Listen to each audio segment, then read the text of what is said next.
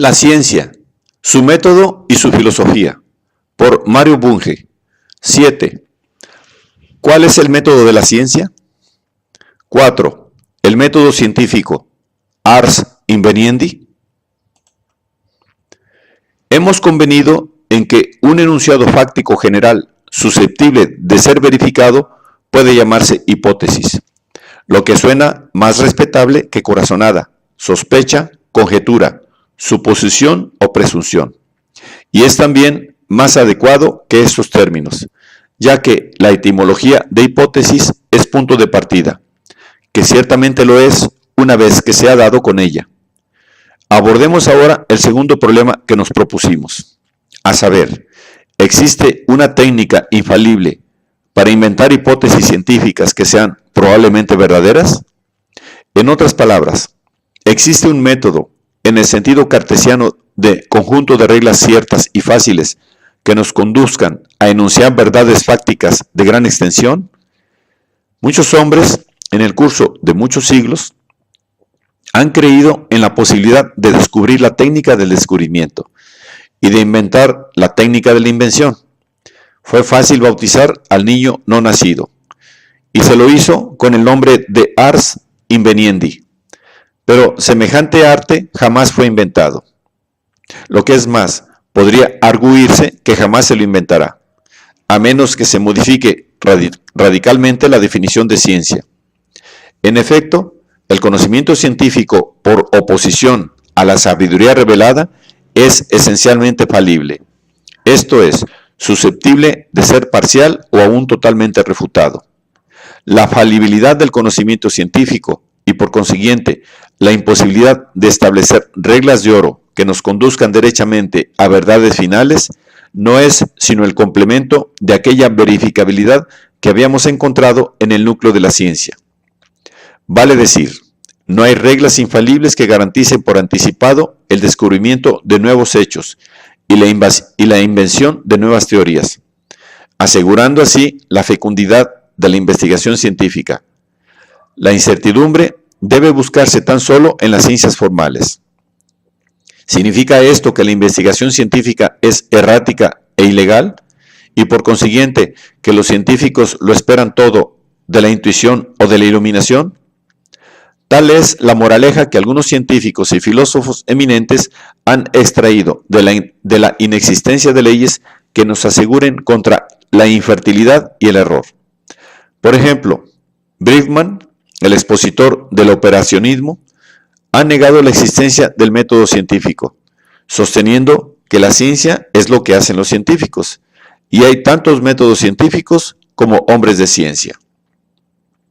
En verdad, que en ciencia no hay caminos reales, que la investigación se abre camino en la selva de los hechos, y que los científicos sobresalientes elaboran su propio estilo de pesquisa. Sin embargo, esto no debe hacernos desesperar de la posibilidad de descubrir pautas normalmente satisfactorias, de plantear problemas y poner a prueba hipótesis.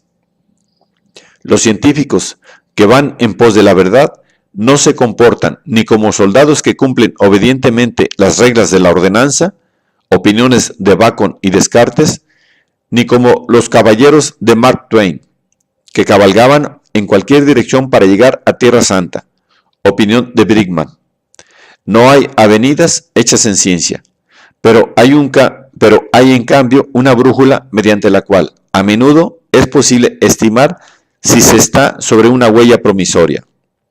Esta brújula es el método científico, que no produce automáticamente el saber, pero que nos evita perdernos en el caos aparente de los fenómenos, aunque solo sea porque nos indica cómo no plantear los problemas y cómo no sucumbir al embrujo de nuestros prejuicios predilectos.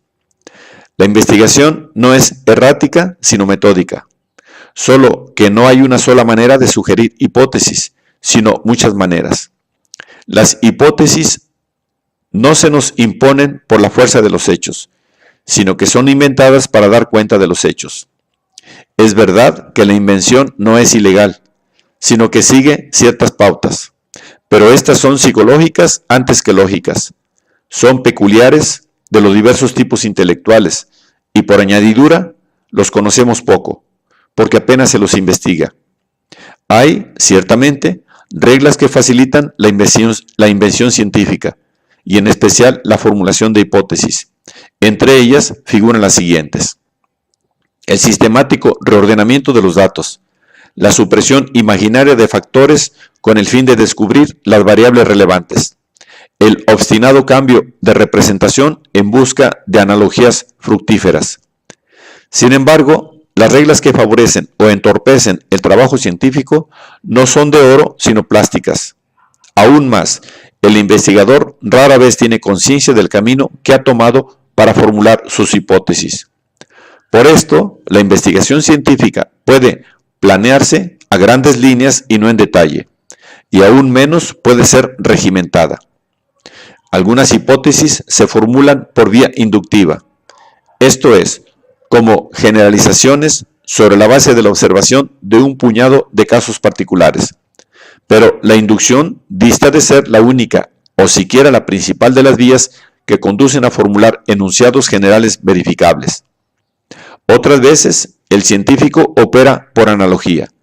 Por ejemplo, la teoría ondulatoria de la luz fue sugerida por Huygens, 1690, por una comparación con las olas.